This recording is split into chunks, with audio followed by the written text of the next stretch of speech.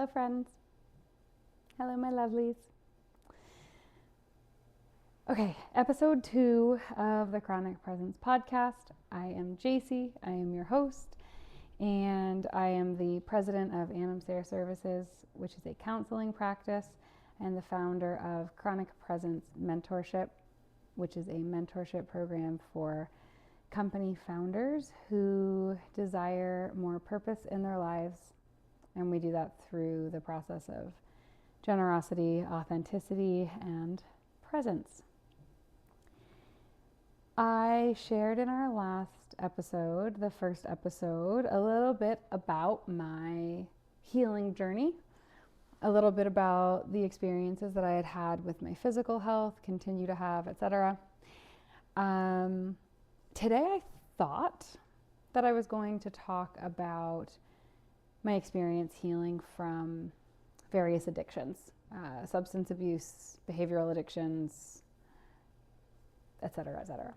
However, while I was meditating and journaling yesterday, I was guided to talk about the non-addiction mental health and trauma healing that I've experienced. And so that's what we're going to dive into today. I was hoping to do this as a live stream because you guys are all amazing, and I got over 50 subscribers in the first week, which allows me to live stream, but something's happening technically that I don't know how to fix in this moment, so we're doing pre-recorded, but as always, unscripted. I was visiting with a friend on Saturday, and she had asked if all of the episodes and all of the videos were going to be the same format, as in unscripted, go with the flow. I don't like this cushion. Unscripted, go with the flow, and just kind of letting it be conversational. And that's my intention, absolutely, for all of these. So if that's the format that you like, amazing, we're going to keep it. If you find it a little bit rambly and long-winded or disorganized, we're still going to keep it. Totally up to you if you stick around through that or not. But I feel a lot more just authentic. I just feel a lot more myself when I'm not trying to follow a script or plan out what I think needs to be shared. I prefer to let it flow. That being said, like I said, I was planning to talk about overcoming alcohol addiction, overcoming eating disorders, overcoming sex addiction, and how I actually came into like a really healthy relationship with the things that I kept in my life, like food and sex, and how I came into a really healthy non-relationship with things like alcohol. And I will get into that at some other point in time, but the thing that it was put on my heart, I guess, to share was some of my experiences in healing through post-traumatic stress disorder. And I'm not entirely certain where this whole episode is going to go in terms of stories and contents. So I do just want to let people know I have a history of childhood sexual abuse as well as sexual assault and rape in my adult life. I'm not getting into any sort of nitty-gritty details. That's not what this is about, but there may be themes reflecting some of that. So if that's going to be distressing to you, use your own discernment. The story that's like absolutely top of mind for me to share is the first time that I was able to revisit an incident of childhood sexual assault where I was able to remain present enough within myself to witness the experience, the memory of it, and also feel the presence of God with me through that.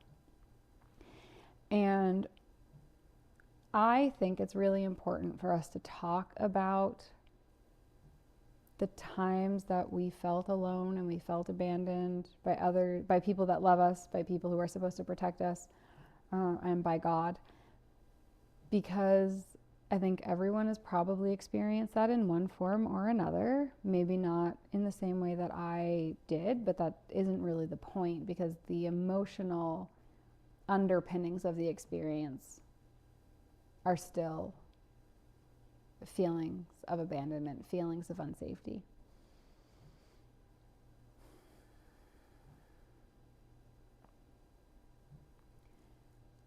So I will tell that story, and I'm going to give a little bit of context around what that looked like. Throughout my life, I always struggled with relationships and addictions, as I've shared. And I knew certain patterns from my childhood and my upbringing had created a lot of angst and disordered relating styles within me, but I truly didn't understand the depths to which I was going to keep myself safe. And not 4 years ago, 3 years ago, give or take, I was actually working in a prayer session with another person who was healing from their own childhood trauma.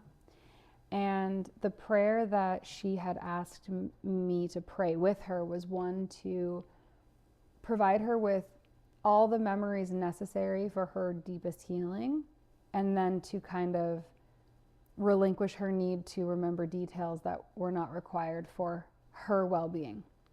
And in this prayer, we essentially said to God exactly that. Please, like, I surrender to you. I trust you to give me the information that is needed for me to heal, for me to move on, for me to see what I need to see and then let go. And I surrender to you in that I'm not going to dig for what you're not giving me. Now, this prayer was for someone else, but it was being prayed in just like a really deep, heartfelt way between two people. And that night, I ended up going into like kind of almost a trance-like state where I received an onslaught of memories from my own experience of being sexually abused in my childhood. And I had actually blocked these memories out completely. And although I had some underlying suspicion that something had happened to me, the context, the place, the age, like that was all, I didn't actually know anything happened to me. I just had this part of me that was like, there's no way you're acting this crazy without something way worse having happened to you. I also had a part of me that said I wanted something bad to have happened to me so that it excused or explained some of the challenges that I was experiencing in terms of my mental health and different types of disorders I was having in that area. And so 3 years ago, I prayed this prayer with someone in one of their healing sessions. I ended up receiving the healing myself, experiencing that, gaining access to these memories, which had been blocked for the first 29 years of my life. And the following year after those memories came back that following year was one of the darkest of my life, because all of the symptoms that I had been fighting with throughout my life were in full swing, and all of the PTSD symptoms that can come along with that kind of thing were ramped up. I couldn't sleep. I was having night terrors.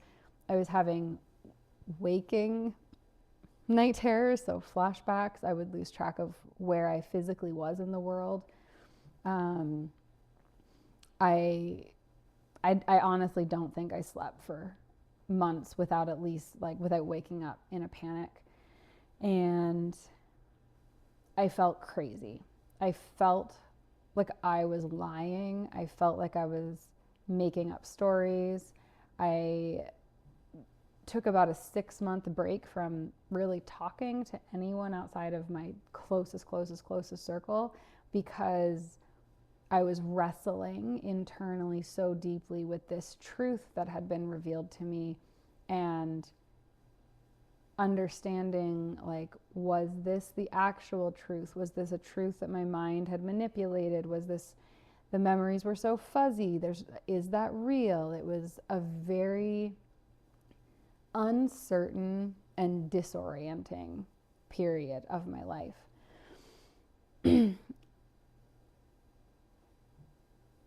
And all of that to be said, during that time, I had some of the most profound spiritual experiences of my life. And one of those was this moment where I was laying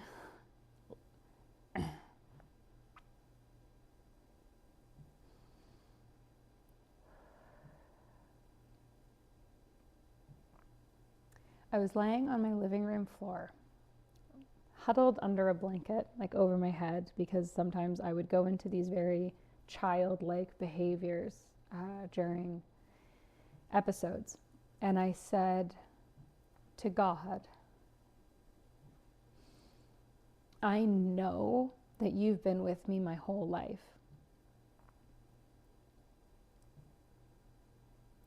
But I can't feel you here, and I can't feel you when these memories overtake me. I need you to show me where you were when this was happening to me. And in that moment, I was transported back to a particular experience that had been coming up aggressively at that period in time. And some piece of me stayed anchored in the present, in my adult self, while the rest of me was in the flashback. And that was new. Like I said, in other flashbacks and night terrors, I actually lost all concept of my physical location and time. And as I witnessed that experience occurring to my younger self, I felt God surrounding me. I felt the heartbreak of watching someone you love be hurt, be in pain, be in suffering, and not be able to physically fix it. And that's a reality of our world in the flesh, and it's a reality that divine love is pure and real, but it doesn't mean that we get physically removed and saved from these things. Anyone who raises kids, kids is just a good example. You love your children more than anything in the world, but you can't save them from every bad thing or bad feeling that would ever happen to them. And this was the emotional energy that I was seeing this from. And in that moment, I heard and saw the hand of God wrap around me, like little me, and essentially remove, this is so difficult to put words to, but I'll say removed my consciousness from that moment so that those memories didn't stick, so that I could in fact survive where I needed to survive. And I felt in my heart this new understanding and this new realization that the memories had been removed from me for my protection, that my nervous system was designed perfectly to keep me safe in an unsafe time. And that while God didn't have the power to stop what was happening because free will, not my free will, but the free will of others, that protection was still there, that love was still there. And the other shift that created for me was a removal of the shame of that experience. Because when I witnessed it through God's eyes, and I witnessed the type of protection that I had been wrapped in that time, I was able to recalibrate to this understanding, this adult understanding that no child is ever, myself included, to blame for what happens to them. And although my adult self was fully aware of that, all of these wounded and traumatized parts in me still held a great deal of shame and fear. And that moment changed everything for me. And I would say that it was probably one of the most pinnacle, timeline altering moments in that year that helped me move away from being enmeshed and drowning in the heaviness and the darkness of the trauma, and start to move back into who I am at my core, who I am as a child of God, who I am as a light being, who I am just as a human, right? And so that was the experience that was put on my heart to share with you guys. Another moment that's coming really clearly to me is it was the moment where I realized that faith is what was saving me. Faith that things got better, and that faith wasn't blind in any way, shape, or form. It had been accrued over many, many, many, many, many years of choosing the hard path that I knew was right for me, and choosing the pain required to go down that hard path, and always coming out the other side of it a version of myself that was so much greater than the one before that I couldn't recognize myself in the best way possible. And I had lived through that sort of death and rebirth cycle, or that shedding and regrowth cycle, many times at this point. Like I'm 29 in this point of the story, and I had already been living independently as a teenager. I had lived in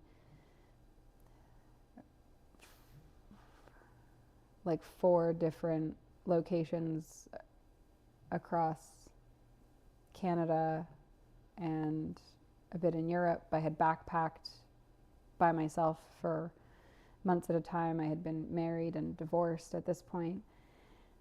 And I had quit jobs that I thought I would be at for extended periods of time to start fresh with no guarantee. And there was a lot of jumping off of cliffs and a net appearing.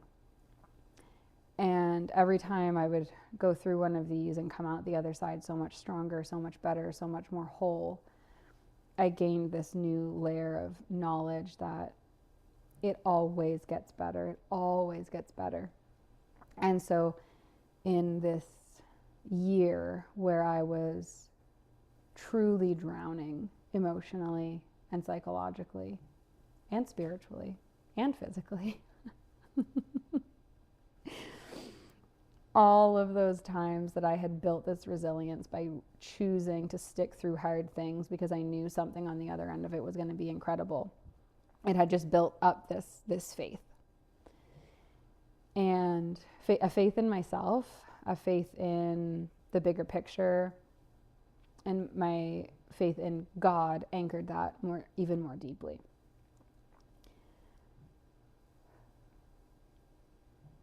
This is a disorienting story to tell.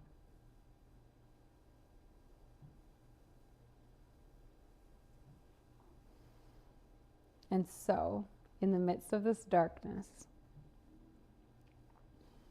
I was never once afraid of who I was going to be on the other side of it. And that is so fucking powerful. I was afraid in the moment. There were literally moments that I feared for my life, irrationally. But that was the level of fear that was ingrained in me as I went through this process of excavating memories, excavating emotions, removing myself from parts of my life, from my past that I needed to be removed from.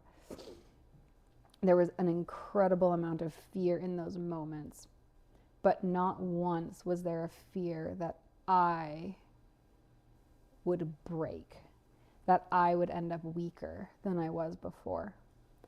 And when I was younger, through my late teens and early to mid 20s, I did struggle with suicidal ideation quite often. And I remember walking in the door one day. I was in the midst of a panic attack, a flashback, a meltdown. And I collapsed on the floor, crying hysterically. I mean hysterically. And some voice in my head said, "Oh, this is it. You should just end it." And I actually stopped crying at the ridiculousness of what that voice was saying. And I was like, why would I do that? I'm going to come out of this so much better and so much stronger. And I'm going to look back and I'm going to be so grateful that I went through all of this hard shit to let go of these layers, to let go of this pain, because I'm going to be so free on the other end. Why would I ever give up now? That was another really pivotal moment in my healing journey. I can't give you a timeline on when these particular incidences happened, but I can tell you that the clarity with which I heard God's voice come in those moments was like nothing I had ever experienced up to that point.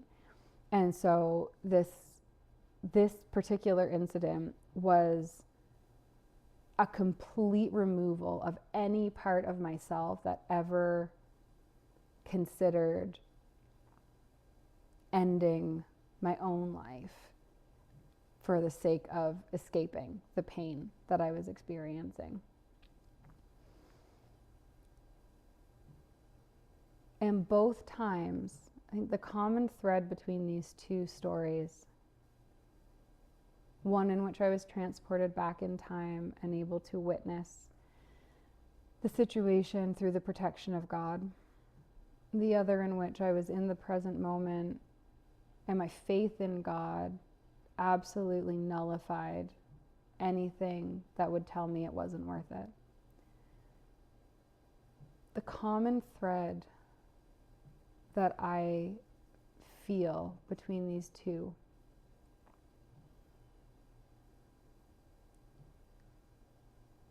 is the depth to which I had learned to have faith in my human ability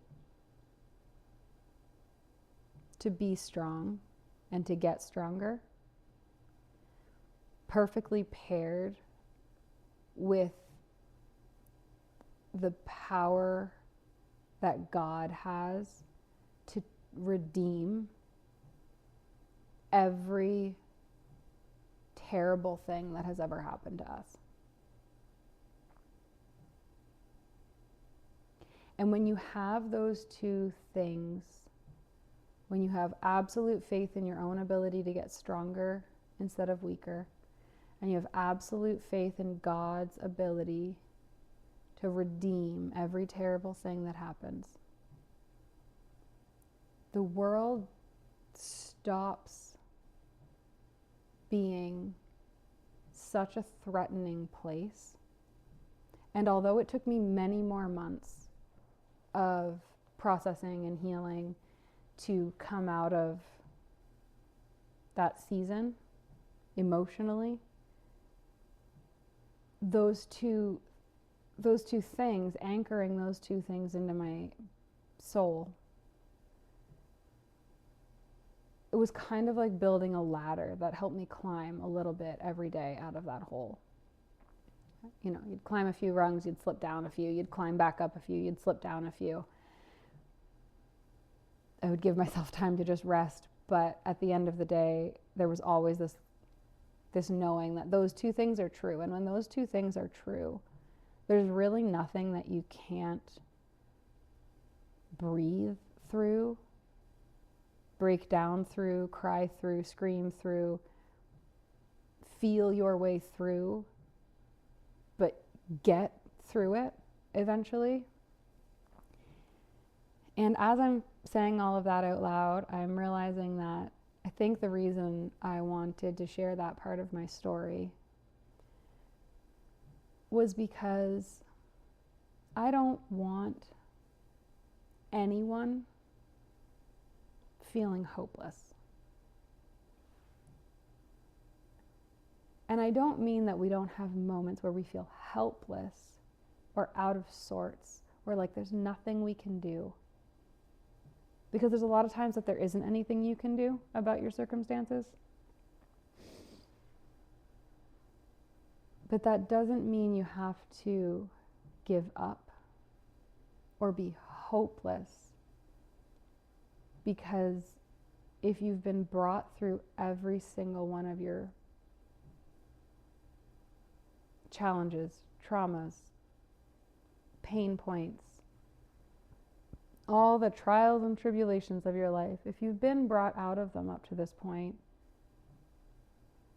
you're going to get brought out of the next one as well. Or if you're in the middle, I don't know who's listening to this, maybe you're in the middle of the first really horrible, heartbreaking, gut-wrenching thing you've ever been through.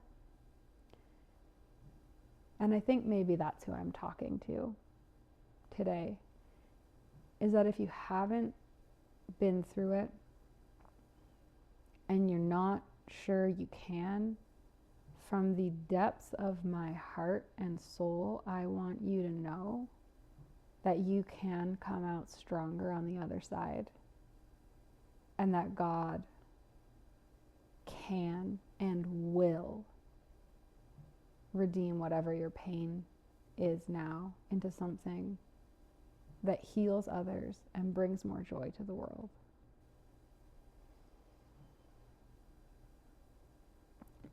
And maybe a question that I'll leave you with on that topic that you can sit with in your own time.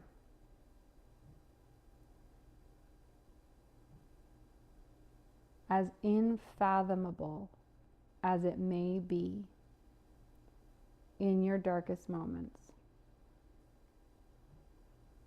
if this suffering strips you of your attachments to how things should be and liberates you into the next version of yourself,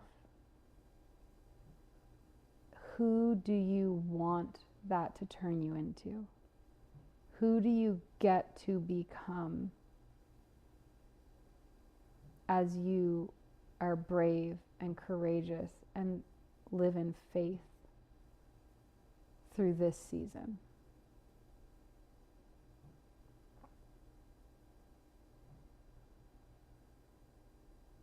And my loves, that is all I have for you today. Thank you so much for being here. Thank you so much for